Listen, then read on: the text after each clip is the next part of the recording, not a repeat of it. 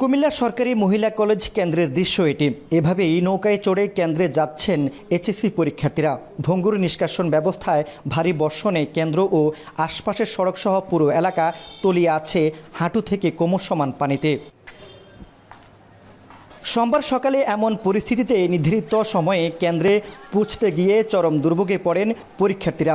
কেউ আহত হয়েছেন, কারো প্রবেশপত্র সহ প্রয়োজনীয় কাগজপত্র ভিজেছে পানিতে।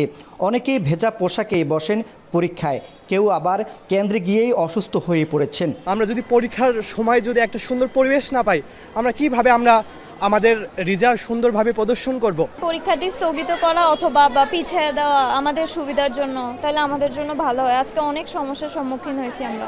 এই পরীক্ষা কেন্দ্রে পানি থাকায় বাকি পরীক্ষা অজিত গুহ কেন্দ্রে নেওয়া হবে বলে জানিয়েছেন কুমিল্লা শিক্ষা বোর্ড। সারা দেশে অভিন্ন প্রশ্নপত্র পরীক্ষা হচ্ছে। পূর্ব থেকে কোনো সিদ্ধান্ত ছাড়া একটা কেন্দ্রের, যেহেতু এটা একটা জাতীয় পরীক্ষা, একটা কেন্দ্রের পরীক্ষা তো আসলে এভাবে স্থগিত করা যাচ্ছে না। একই চিত্র কুমিল্লার সদর জেনারেল হাসপাতালেও। হাঁটু থেকে কোমর সমান পানিতে বিপাকে রোগী ও স্বজনরা। হাসপাতালের নিচতলায় পানি ঢুকে ওষুধ, সজ্জা ও চিকিৎসা সামগ্রী ক্ষতিগ্রস্ত হয়েছে। বন্ধ রয়েছে বহির্বিভাগের চিকিৎসা সেবা।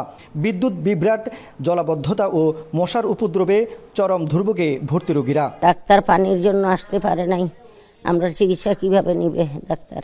কারেন্টও নাই, কুচু নাই, কে নিবে ওকে পানি ভাঙ্গা।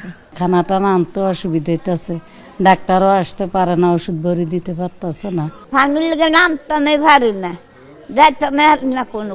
আর আল্লাহ। এদিকে এইচএসসি পরীক্ষার্থী ও নগরবাসীর দুর্ভোগ কমাতে মাঠে নামেন কুমিল্লা সিটি কর্পোরেশনের প্রশাসক ও কর্মকর্তারা। জানান, জলাবদ্ধতা নিরসনে দ্রুত ব্যবস্থা নেয়ার কথা।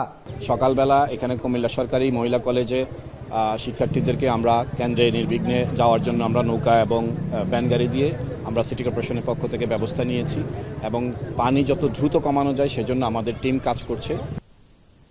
রাতভর টানা বর্ষণে কার্যত অচল কুমিল্লা নগরী। মাত্র 3 ঘন্টার 107 মিলিমিটার বৃষ্টিতে তলিয়ে যায় প্রধান সড়ক, অলিগলি ও আবাসিক এলাকা। মাসুদ আলম, এখন, কুমিল্লা।